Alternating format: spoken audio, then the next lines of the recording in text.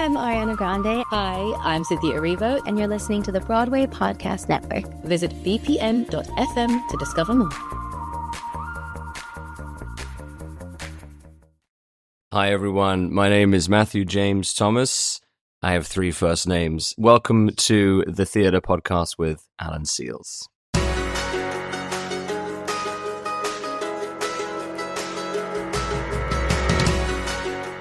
Hey there, wizards, warlocks, and everyone in between. Welcome back to an all-new episode of the Theater Podcast. I'm your host, Alan Seales, and this week's guest is Matthew James Thomas, who plays Harry Potter in Harry Potter and the Cursed Child. This is the 3rd episode in our Harry Potter takeover here on the podcast. As you hear in this episode, you'll find that Matthew tells a story of how he just found solace and purpose in storytelling and acting after a pretty tumultuous childhood and troubled teenage years. He talks about being bullied, very anxious, like a lot of us, often felt like an outsider, and eventually found his way into the performing arts as an outlet and, found his truth, his emotional honesty, and just how theater became his chosen family. We talk about what it means to chase emotional authenticity 8 times a week, and, plus we get into the actual magic of Harry Potter, the legacy of Spider-Man Turn Off the Dark, because he was in that as Peter Parker, and even a few theories about Severance, the TV show we get into at the end. So stick around for this incredibly open and thoughtful conversation. Don't forget to follow me on social media. If you want to watch the full video of this episode, head over to Patreon or find me on Spotify, because Spotify now has video uploads. So leave a rating, leave a review. If you're on Spotify, leave a comment. They have everything now. I mean, kind of taking over the world, I guess. Now, everybody, please enjoy this episode with Matthew James Thomas. Here you go. 1, 2, 3.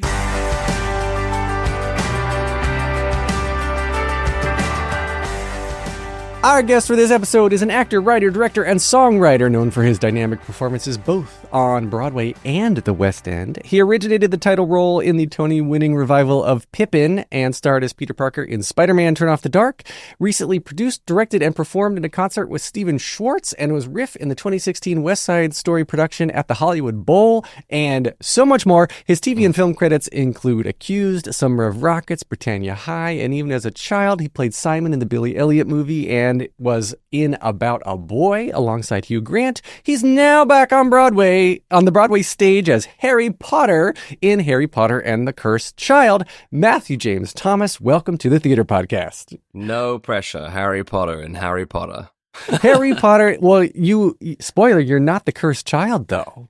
Well, who is the Cursed Child? Have you seem confident you know who the Cursed Child is over there? I do not. I am confident in saying that I don't think it's Harry Potter. Okay. Do you think it is? I think you might be correct. Have you talked about this within the cast? Is there a debate? Oh, it goes around the building, yeah, like fire. Yeah? Everybody talks about it all the time. What do you talk about internally? They certainly the other day it came up in Wham in the for those who don't know Wham, wig, hair, and makeup, and everybody was talking about it. I think there are some fairly confident choices amongst the cast. I think again, I don't want to spoil it for anybody, but you'll have to come and make your own decision who you think the Cursed Child is. I think it's probably Hermione. I'm gonna go with Hermione. Okay.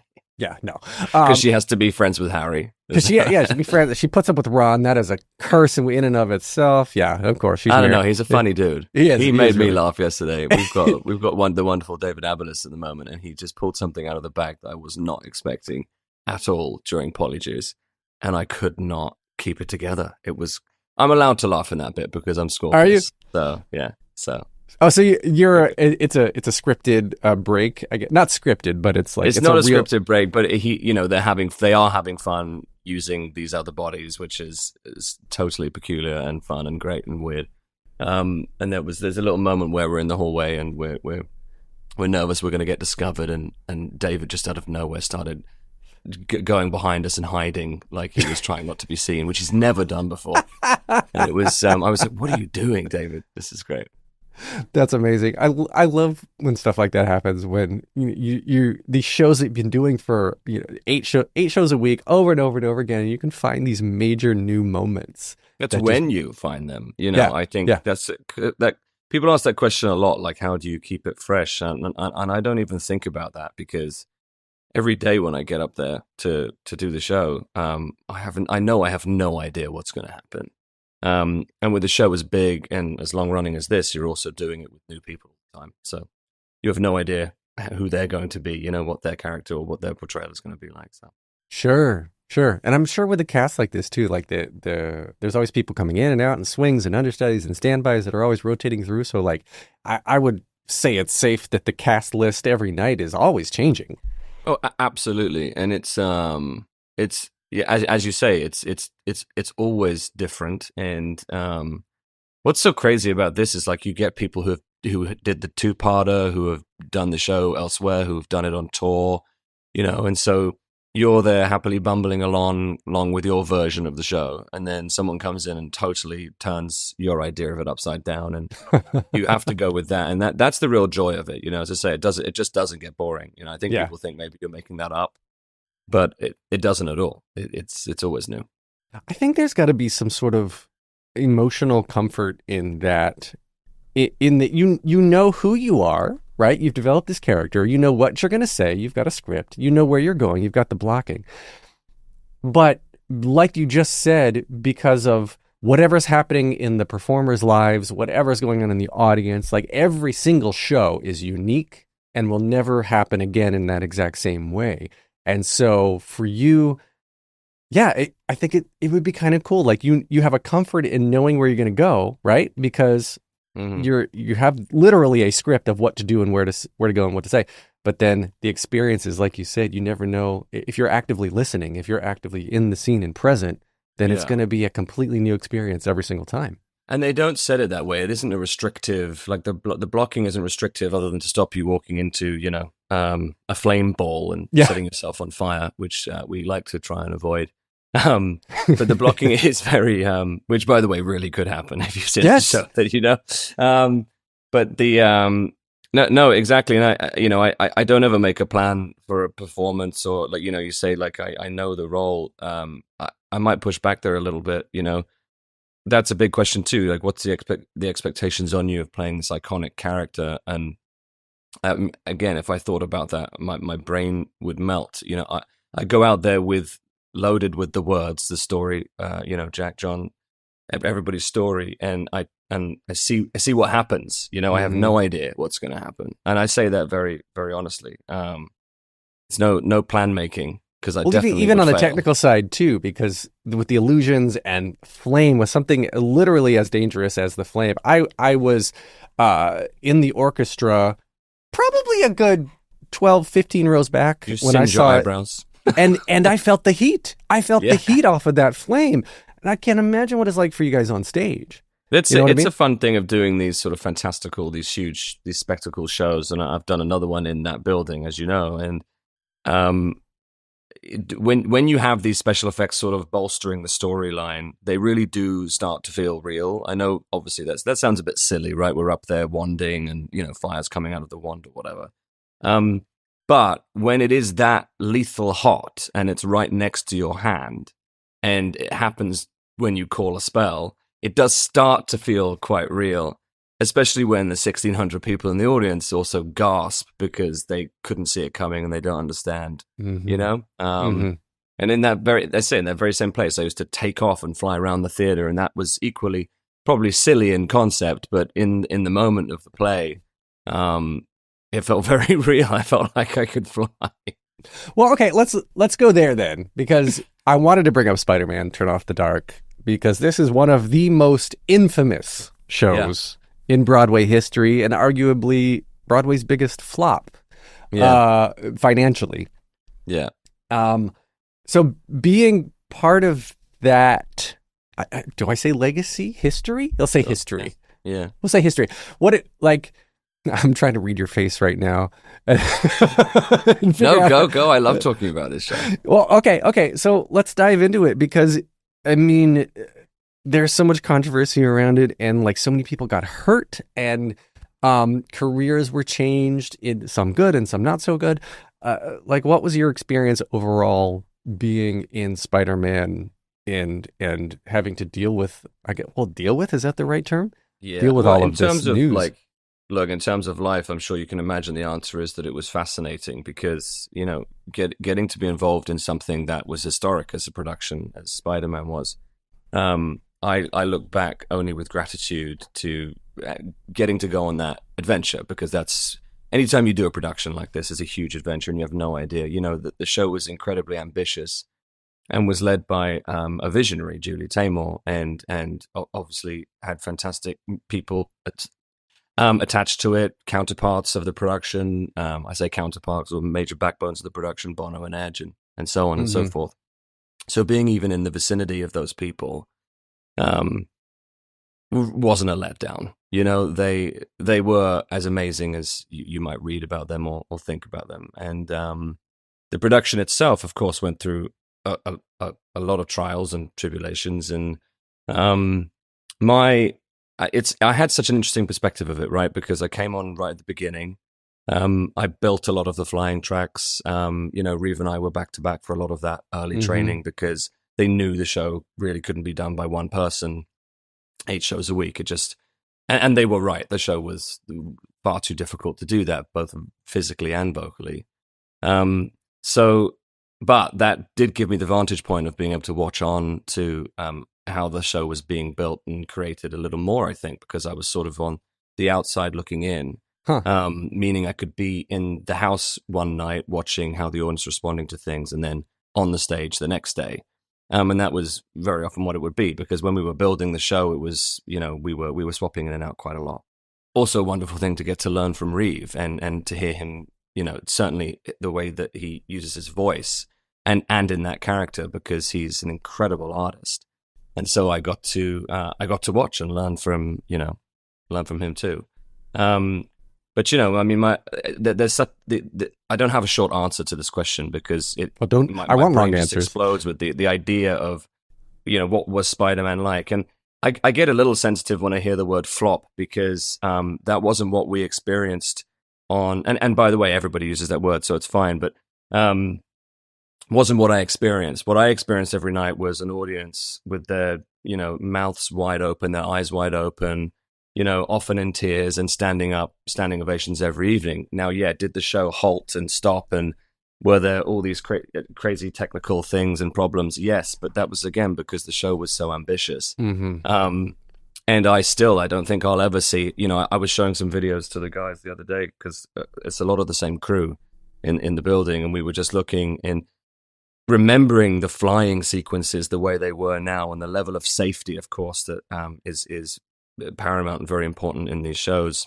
What they managed to achieve in that building with that stuff, you just had never seen anything like it. It was extraordinary. There was a full aerial battle that didn't look at all fake. All you had to do, they sort of embraced seeing the wires in that production.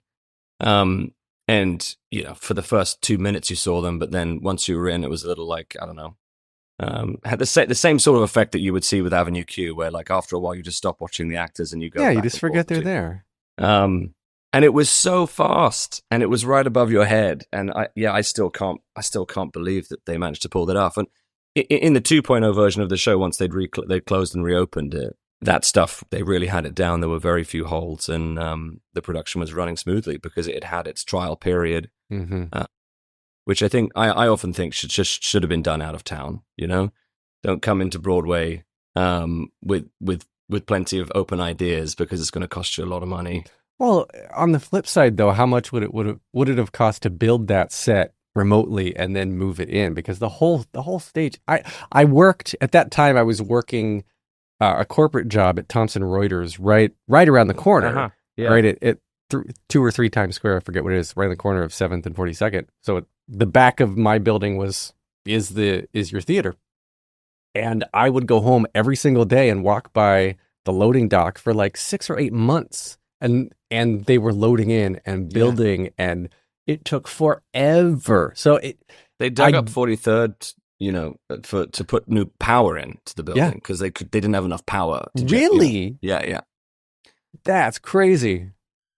I didn't know it was that big, that production. And again, it's an interesting talking point, I think, with Harry as well, because what I love about getting to do these shows, funnily enough, is the intimacy of the storytelling. But they're these huge productions, and I think that's so important for their survival.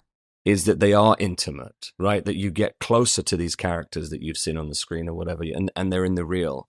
And that balance between the spectacle and the very sort of close-up storytelling, and theater directors often talk about like, this would be the close-up moment, and there are plenty of those in Harry as well, where all of a sudden the theater gets much, much smaller.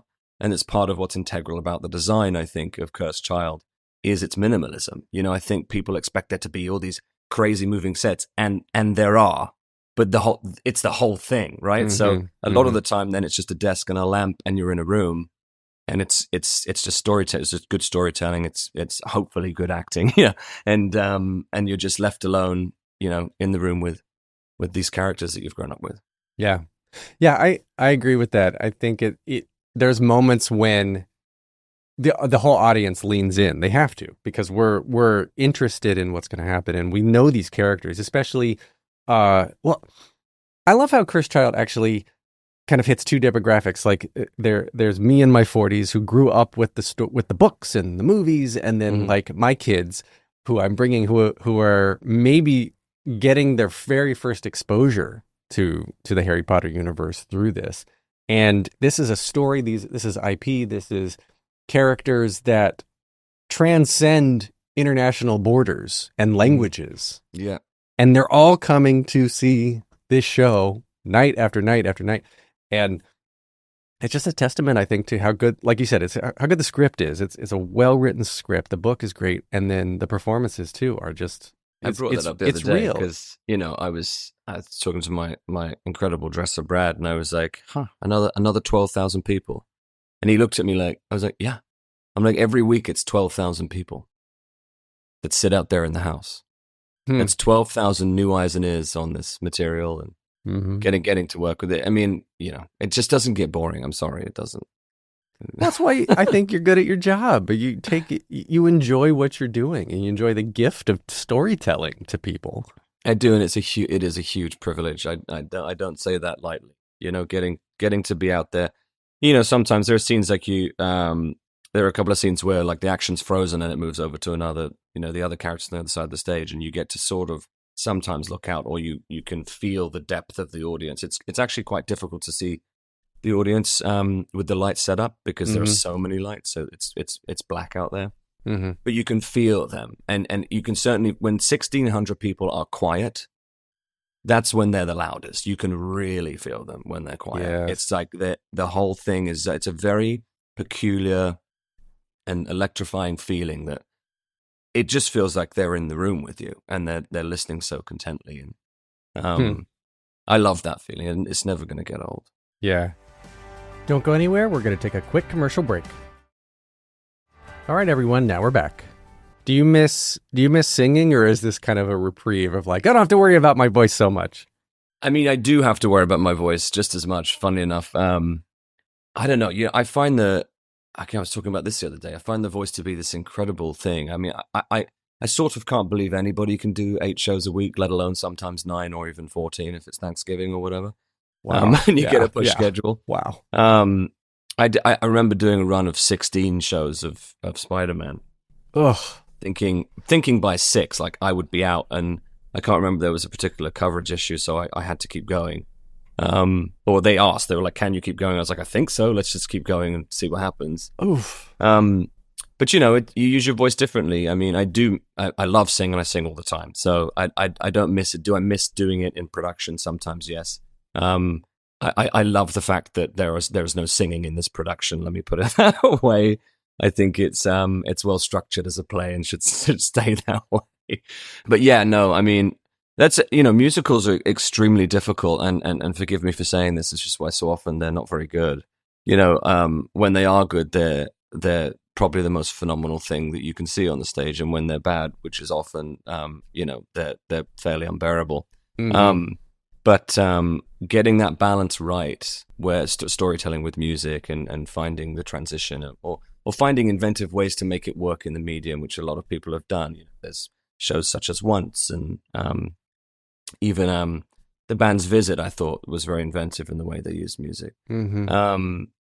And I think the way that this show uses music, I don't think people necessarily expect to hear the tone and the shape of Imogen's style in this world, but it just so works.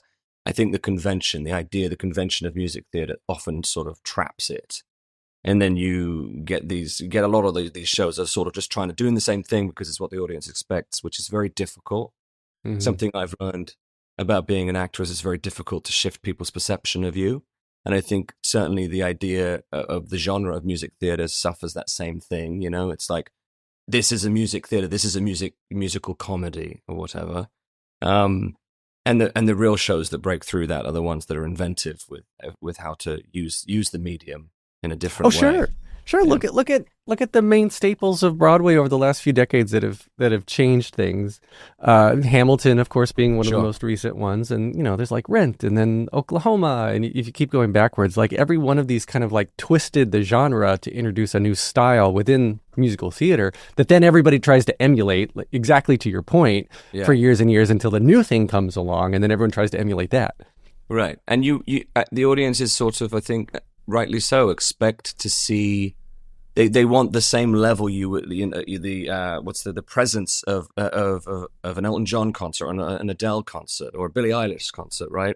They want that level of, but those people very often only do 3 or 4 shows a week. Yeah. They blow out their voice, they go as hard as they can, and then they stop. And I think what creates a sort of mode of music theater, certainly in the bigger territories for it, West End or Broadway, is this, that the shows have to keep running and they have to do 8 shows a week, and sort of then, certainly this back to the voice, right? You have to learn how to control that. And so the show doesn't feel quite as present or as unhinged. I think that's what I enjoy when I see performance. I just saw, what was the production? I didn't just see it, but Little Life at BAM. And that play, I could not believe that they were going to get up there and do it again. Like the pain that they had suffered through their performances that was totally real. Mm-hmm. And they had been and certainly they weren't doing it for a year, and it wasn't a long-running production. But I mean, it's tough. I've talked with so many people in that position where they're cutting themselves raw emotionally 8 times a week, and then they come home and they have to literally shake it out. Like Elizabeth Stanley told me after Jagged Little Pill, right? That show deals with so many types of abuse and hard issues that literally before she leaves the stage, or before she left the theater, after every show, she'd have to just go and like shake it and leave Mary Jane on stage and go home and be Elizabeth Stanley again. Yeah, absolutely. Right, like you've got to have a hard separation. Otherwise, you're not your job, and you can't take that home with you. To a degree, but you do. Yeah. If I'm being honest, it kind of is what it is, and maybe there are some people who are better at this. So do you go home and you're trying to like wave your wand around, like yeah,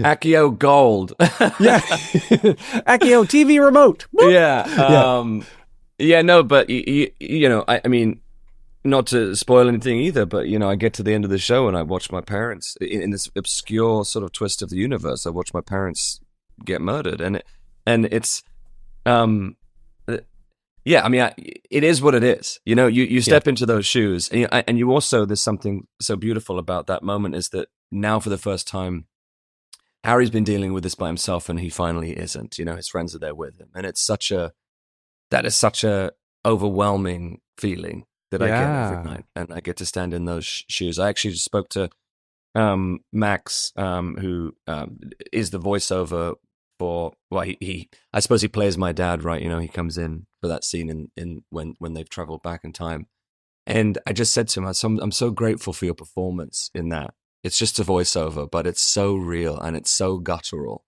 And it moves me every night in the show. But both him and Ali, who plays my mum too, I just love that. I love that. I've heard that I think over 135 times now, and again, it moves me the same every way, every time. I love that. Well, let's rewind to talk about how you got your humble beginnings. So, where did you grow up? What got you into theater? How did you make it into movies next to Hugh Grant? Tell me that story. Wow. I don't know. I think it's a lot of chance and luck and also just throwing yourself at the wall and seeing what would stick. My parents were into theater. They would put on productions. They had my mum had a theater school. It was like a local theater school in the county of Bucks, which could be likened to Godric's Hollow, with very thatched roofs. When he says that at the end, I'm like, none of you know what he's talking about, but I do, because the clock tower and the thatched roofs and the pub on the corner I definitely understand that world. But that's where I grew up. I grew up in the English countryside, and my parents were into theater. My dad was a musician, is a musician. My grandma was a pianist. So it was sort of in my family. And I was a bit of a trouble kid. I was a bit of an Albus. I was not well behaved. I was acting out quite a lot. And eventually I found theater. So my mum she got me into the drama course, along with other things, dance, singing, all that stuff, which was eventually a great place to take out all of that energy. But it also resulted in more bullying and trouble at school. So the acting out stopped when I went to a place called Sylvia Young, which was a theatre school in London, or at least it was reduced, because I met just some of the best teachers I could have had. They knew what to do with that energy and how to channel it. And as soon as I understood that, I don't think I understood it, consciously, but started to subconsciously understand it, and that was channeled then into auditions. Once I figured out that I could take that thing into a room, and that's what these strange adults on the other side of the table wanted from me. They didn't want me to be fake. They wanted to feel real things, me to feel real things. I had plenty of real things. I don't know where they came from, but I think that's how that started. And I just started auditioning for theater and film, and just started booking straight away. I don't know. For a long period between, I think, 10 and 15, I just played everybody's child in their divorce. It was just like I had like 4 or 5 parents that were just getting divorced, and I'd be the sad kid sitting on the staircase crying. It's very Albus, actually, isn't it? Wow. Your childhood. It's funny. I was just talking with Matt Doyle, who's saying like he got in 6th grade or middle school, like he was bullied and like knocked unconscious sometimes, like that kind of level of bullying. Yeah. Wow. Because they picked on him because he was effeminate, right? He wasn't out yet in middle school, but they were just picking on him because he was different. And I'm just bringing that up because it's most recently in my mind, but like it really stinks that kids like that can just sort of take out their anger, their own need to act out on others, which causes the people they are then bullying to act out in their own way. And it just continues this nasty cycle.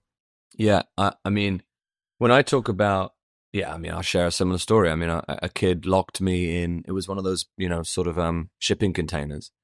He burst my basketball with a knife, and they threw me in the shipping container. Ugh. And my mum didn't know where I was, and I was banging, and they finally found me. I mean, that's insane. Yeah. You can imagine how terrified I was. And, I mean, there is this very nasty side of growing up that I think that, really brutal. Just, again, not to bring it back to the show all the time, but it really does hit home every time you hear something that's sort of like lodged in the story about like just how difficult growing up is, especially in a world that, certainly where the adults don't know what they're doing, and historically don't and continue to show us no real sense of leadership.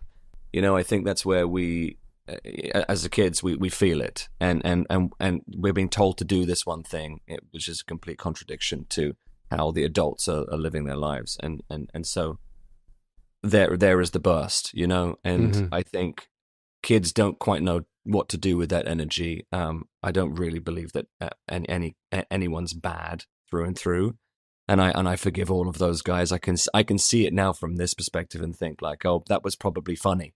They didn't realize that it was really awful, or the effect that it was having. Well, that's playing the truth of any villain. Like, exactly. Like, you wake up in the morning not to be like, how can I be the worst possible person I can today? Yeah. But you're playing your truth, and your truth just happens to sometimes be physically hurtful to other people or emotionally hurtful, but you're still playing your truth. But it's important access, I think, as well, like for things that I didn't even know that I had where I'd put them in roles that I've played as I've grown up.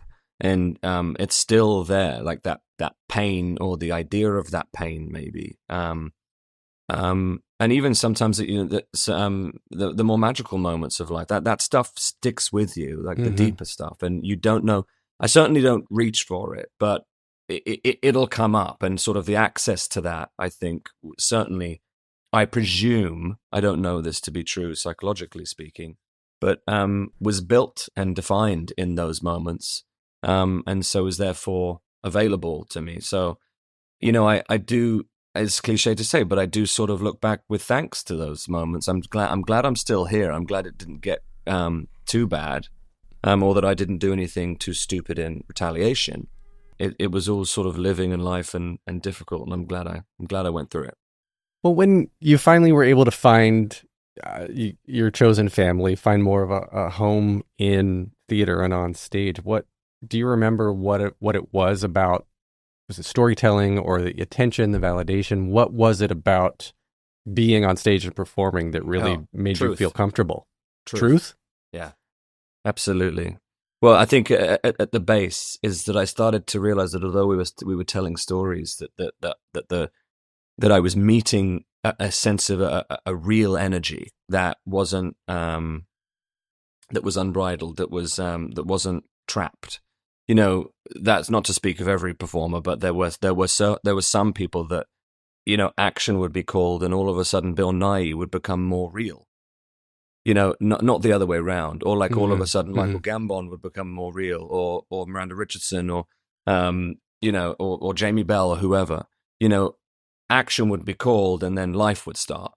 And I think honestly that's why I started to rebel so much, because I would go home and we would all be sort of keeping the cap on everything, like, oh, this is what this is, and I'm just like, no, it's not.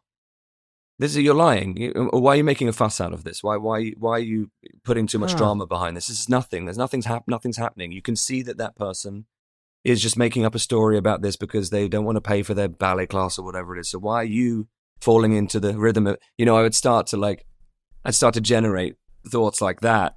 And again, I was getting trained by good drama coaches who were like, yes, run with that. Where does that take you? Where are you going?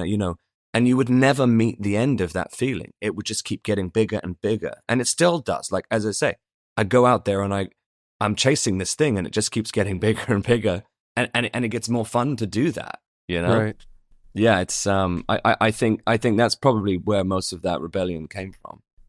And I still feel that way now. And when you meet people who perhaps aren't as experienced, or maybe you're not even getting there on the day, and hopefully, and you're working with somebody who is far more experienced than you. What I notice about those people, and I'll just keep them nameless, is sometimes they're not quite there, and it's up to you to lift them up. I think that's really, I think about this a lot, is like, prop up your other actor. Don't worry about what you're doing. Think about what they're doing, right? Like, be there for them. And I don't mean this as any kind of advice. It's just what I think about all the time. Then the good stuff happens, because you can't be self-conscious when you're thinking about other people.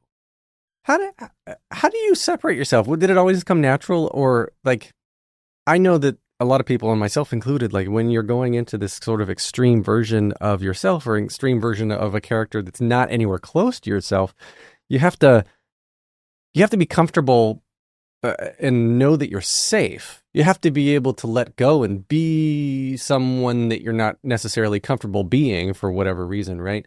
And it sounds like that path is actually what gave you a lot of solace and a lot of catharsis. But for other people, like, if you're angry, or you're just upset about something, or you're frustrated, how did you find your way to just fall into that feeling versus being afraid of people judging you for it? Well, because life was intolerable outside of it, and still is. So panic, anxiety, the fear, like, the lie of the world, the idea of, like, this is what we are. In the space, it doesn't happen all the time, but in the good spaces where, somehow a group of humans had come together and said, right, let's go there, right? Do we all agree? The trouble with that space is that anything can happen, right? And it's sort of the reverse of like social panic, because when you're out there, you don't want to upset anyone. You want everybody to be happy, right? But that's just not life, It's not how it goes. And in that space, you get to open that feeling up. Like, what is this feeling? Why am I feeling rage on this particular word, or why am I feeling like an immense amount of love or empathy? And I think, that when I say truth, it's the most real I think I can be in that space where I go like, I don't know what I am, I don't know what I think, I don't know anything about anything, I never have, I never will, but this is how I feel right now. Right? That's. I mean, I can't think of anything more exciting or addicting, because that's living, you know, for me. So, I mean, I totally understand when you try to fit into their world out there, forget it. Not going to happen. I don't fit. I never will. I keep trying, and I don't fit. So it's tough. It's really tough to try to. You're right. As a kid, you're doing this a lot, I think. A lot of kids are. They try to be the person that they think others want them to be. And it's really hard, and even adults too, right? And then you get this the corporate environment around all of this where you can't, this phrase like bring your whole self to work was replaced by bring your best self to work. But what is your best self is, sure. Right? Like, it's a really interesting that's spot on, actually. And that's, I very often disagree with the idea that Harry is a bad dad, and I'm sure the creatives would disagree. I don't know, actually, because we haven't talked about it in a while. But it's this idea that Harry is a bad dad, and I'm just like, Harry doesn't know what he's doing. Harry is going along with the flow of life, past, having watched a lot of his friends be killed, his parents be murdered. He's doing his best, right? And Albus is also, and I love getting to, it's another thing that this play does, I think, that is really magical. It sounds like I'm just trying to bring this in for the sake of the podcast. I promise you I'm not. I really am genuinely. No, it is a genuinely great story. I think this is why I was brought, like, when the opportunity came up yet again to go for it. I was just about the right age to play him now. I'd seen the production and I had ideas. I'm like, I want to do it this way. Not to say that anything, like, I loved the production when I saw it. But you get these two universes that they don't jam, right? But they have to, right? They have to somehow. And you see these two people living in the same world, sort of, but not at all. Albus is all these kids are being like, your dad, this, and it's inescapable for him, as is the sort of the freight train that's coming towards Harry, right? Like, it I don't know if this is how they meant it to feel, but certainly it's like almost the idea that your fears can manifest, and if the more you push them down, the more likely a time turner is going to pop up in the world. And then there's going to be access to this awful, deadly, lethal thing. And of course, it's then going to be connected to your child, right? So that I'm sure that leaks into the feeling of parenthood. And like, I don't want to imagine that anything bad could happen to my kid on the way to school. But if I do, will I bring that into the universe? Like, and that is, again, I think about that every night before I go out there. It's like, he doesn't know. He's at the train station. He's like, all right, you got everything. Go get him, kid. Like, you're going to love it.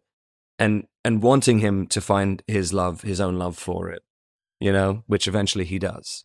I love that. It's, I would disagree that, I didn't realize that there was a consensus that Harry's a bad dad. I disagree with saying he is. I don't think he is at all. I think he is doing the best that he can. Harry's doing the best with what he's given, and he didn't choose where he, the celebrity status he has. No, absolutely not at all. I think he would have tried to run away from it. If absolutely. Well, he did try to run away from it. Yeah. Did try to run away, and then Dumbledore obviously put him with the Muggles to keep him away from the celebrity side for a while, and have him grow up with a sense of humility that I think is is carried into his teenage years and adulthood, that then again, Harry trying his best, trying to get his son Albus to also just be, we'll put in air quotes, normal, right? But you just can't when you carry the Potter name. You can't. And again, it's an event, right? This idea of like finding your own way. You often have to go down this path where you make, and in this case, and in the fantasy world of Harry Potter, like these huge mistakes, Mm-hmm. and like you do, and I certainly wouldn't advise anybody to do this, but you do sort of learn when you're on the train tracks, graffitiing, listening to garage music, and then not realizing that a train is going to hit you because you're listening to garage music, thinking you're really cool, graffitiing, rebelling against whatever it is you think you do sort of learn the difference between life and death when the train passes behind you. And it's just it's half a meter away from you, Mm-hmm. I mean, this is a true story. I say not fondly looking back at like who I was as a teenager, but that is what I did. Wow. And then I see Albus on top of the train every night, and yeah, they've got these giant fans that pump smoke and like, are kind of blowing them off the back of the train. They have to hold themselves down because it's so strong. And I totally recognize that moment, because it's like, how am I going to get out of this thing? How do I escape this world that is so loud and annoying and won't Mm-hmm. stop defining me in a way that I can't, that I don't agree with, Mm-hmm. that I don't yet understand. And I think you come out the other side of that and you realize that, you realize whatever you realize. Well, youth is wasted on the young. Sure. Although you couldn't get me back into my 20s if you tried. I'm happy at 30. It's fine. I'll stay here. Yeah, I want to be back into my 20s knowing what I now know. Absolutely. Oh my God, I need a time turner. Well, I don't. We see the problem Mind with you, time I turner. would still ruin my knees because it was worth it. Did Spider-Man ruin your knees? I think every show I've done has ruined my knees. They still work, so I'll keep using them. Well, we'll blame Pippin. Pippin destroyed your knees. Sure. Yeah, let's blame Pippin and Terrence Mann, of course. Terrence Mann Mann ruined my knees. Yes, you heard it. You heard it here. We're going to take a quick break for a few commercials. All right, everyone. Welcome back to the episode. All right. So as we start to wind down the episode here, we're going to play Plot in 60 Seconds, which is a fun little game that... where you give me a number 1 through 16. I have a list of 16 popular musicals, and whichever one you pick, you give me the plot to that in 60 seconds. Oh, I'm gonna be so bad at this. These are the best, then. Okay. So you can make it up as much as you want, embellish, do whatever you need to give me this plot in 60 seconds. So give me number 1 through 16. This is cruel. 5. All right. 5 is... You're going to give me the plot in 60 seconds to Les Mis. Go. 60 seconds remaining. Okay, man, I can only see John Owen Jones because he was amazing playing the character. Steals a loaf of bread and he gets in trouble because there's really angry cop. Doesn't like people who break the rules. And then he goes on the run, and that's about as much as I can remember. No, what happens? Oh, yes, it's the French Revolution. So there, a bunch of people don't agree with the way the government is doing things, so they make a big barricade. And they sing about it, and they sing about freedom and liberation. They're students, that's right. Then what happens? And then there's some Cosette and Eponine, and they sing beautiful songs. And then that's right. He sort of that's all I've got. It's too early. Why did you do this to me? 4, On my own. There you go. That's it. And Anne You should Hathaway, see it. It's great. Anne Hathaway shaves her head, and speaking of Terrence Mann, he originates a role, and there you go. I missed that. There's actually a picture of him. One of the dressers worked with him. I think there's a picture of him that I see every day as Javert when I go into the theater, which is hilarious. Now, shifting into the 3 standard closing questions, I ask everyone to wrap up. The first one simply is just what motivates you. Truth. Truth, beauty, love, Moulin Rouge, yay! Okay. Yeah. What advice would you give to your younger self and younger people listening now, starting out down a similar path? Keep going. Be kinder to yourself. Be much, much kinder to yourself. And don't tag trains. Yeah, do not get into graffiti. There you go. If you could only see one show for the rest of your life, but you can see it as many times as you want, what would you see? TV or musical or anything? Whatever you want to choose. I wouldn't mind. Well, right now I'm kind of stuck on Severance, so let's just be in the Severance world because it makes no sense, but it's fantastic. Oh, I'm with you on that one. I feel like I could watch it over and over again, and the level of thought and detail and just specificity they put into every single shot it's a masterpiece. It really is. I don't know what it's about. There are people on YouTube who Nobody do. knows. I have no idea, and we go off into a new world every. I don't know what's going on. I'm convinced that Ben was like, "Yeah, I can make a TV show about absolutely nothing be the most entertaining thing." Oh, I think. Let's see. My theory is that Miss Huang is the child of Mark and Gemma. Oh gosh, and it's something to do with trying to make people live forever through like they're trying to encapsulate people's entire personalities in this chip. And I think that Outie Mark is actually also severed, and we don't know where the layers end because we're looking, spoiler alert for those who haven't seen the end of season 2 yet, that episode, was it season 2, episode 5 or 6 with Gemma, where we see that it's not just an innie and an outie. It can be seemingly infinite versions of a person. And so how do you know what's real and what's not? I think we don't know where the line has been drawn. Did you watch a YouTube video or did you figure that out? No. No, I literally, I'm going back through listening to the Rewatch podcast, the Severance podcast, hosted by Ben Stiller and Adam Scott. So like they're going through and talking about things, and I'm just like, I've rewatched season 1 to prep for season 2 again, and like my friends and I are constantly setting theories back and forth. It's like just when you think they can't do it, another great television show comes out, and you're like, that's amazing. I love the actual, like the photography, the DPs on the show they need all the awards. Every shot is a portrait. Yeah. It's so beautiful. Anyway, great. Agreed. But that's same with Harry Potter. Harry Potter and the Cursed Child. Every scene, every bit of acting moment is perfect. It's a masterpiece. It's a masterpiece. It's great. I'm happy to learn you're British. I wouldn't have guessed your American accent is great. Thank you. I don't have to do it anymore for now. I don't have to do it. I don't have to do it for a whole 7 months. Well, where can we connect with you online? Do you get on social media at all? I do have a social media account. I don't like social media. I just wish it would go away. But I have one because I feel like I need to, sort of, which I hate. I hate. What is it? Where can we connect with you? It's Matt. I think it's Matt James Thomas. Yes. Yes. Why the yes? I don't know. I think because someone else was there. Oh, there was another Matt James Thomas that was pretending to be me, that is not me. Oh, that's not cool.